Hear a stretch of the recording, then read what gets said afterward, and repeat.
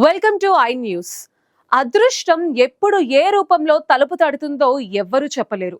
తమిళనాడులోని తిరుపతూర్ జిల్లాలో సరిగ్గా ఇదే జరిగింది. ఒక రైతు తన పొలాన్ని చదును చేసుకుందామని తవ్వకాలు మొదలు పెడితే ఏకంగా భూమి పొరల్లో నుంచి మెరిసే బంగారు నిధి బయటపడింది. శతాబ్దాల నాటి చరిత్రను తనలో దాచుకున్న ఆ మట్టి కుండలో ఏముంది? జేసీబీ తవ్వకాల్లో బయటపడ్డ ఆ బంగారు నాణేల రహస్యమేంటి? వారం రోజుల పాటు ఆ నిధిని దాచిపెట్టిన రైతుపై పోలీసులు ఎందుకు ప్రశ్నల వర్షం కురిపిస్తున్నారు? ఆ పురాతన నాణేలు ఏ సామ్రాజ్యానికి చెందినవి?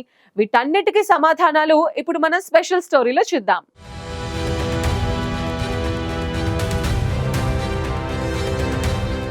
భూమి గర్భంలో దాగి ఉన్న రహస్యాలు ఒక్కోసారి ఊహించని విధంగా బయటపడుతుంటాయి. తమిళనాడు సుందరంపల్లి గ్రామంలో నివసించే 55 రైతు అదువన్ జీవితంలో డిసెంబర్ 22వ తేదీ ఒక మర్చిపోలేని రోజుగా మిగిలిపోయింది. తనకున్న 4 ఎకరాల పొలంలో అడ్డుగా ఉన్న పెద్ద పెద్ద రాళ్లను తొలగించి భూమిని చదును చేయాలని అదువన్ నిర్ణయించుకున్నాడు. అందుకోసం ఒక జేసీబీని పిలిపించి తవ్వకాలు మొదలుపెట్టాడు. కానీ జేసీబీ బకెట్ మట్టిని తీస్తున్న సమయంలో ఏదో గట్టి వస్తువు తగిలిన శబ్దం వచ్చింది.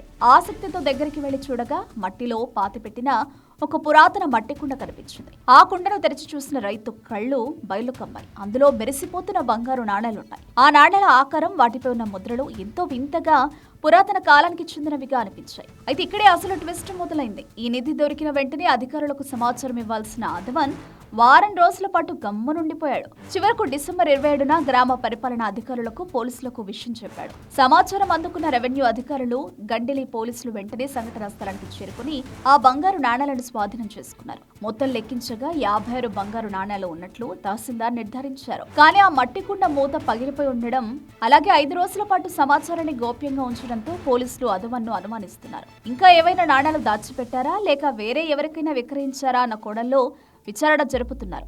ప్రస్తుతం ఆ నాణేలను పురావస్తు శాఖకు అప్పగించనున్నారు. అవి ఏ కాలానికి చెందినవి, చోళుల కాలానివా లేక విజయనగర సామ్రాజ్యానివా అనే రహస్యం త్వరలోనే బయటపడనుంది. తరాల నాటి బంగారం ఇప్పుడు ఆ గ్రామంలో పెను సంచలనంగా మారింది.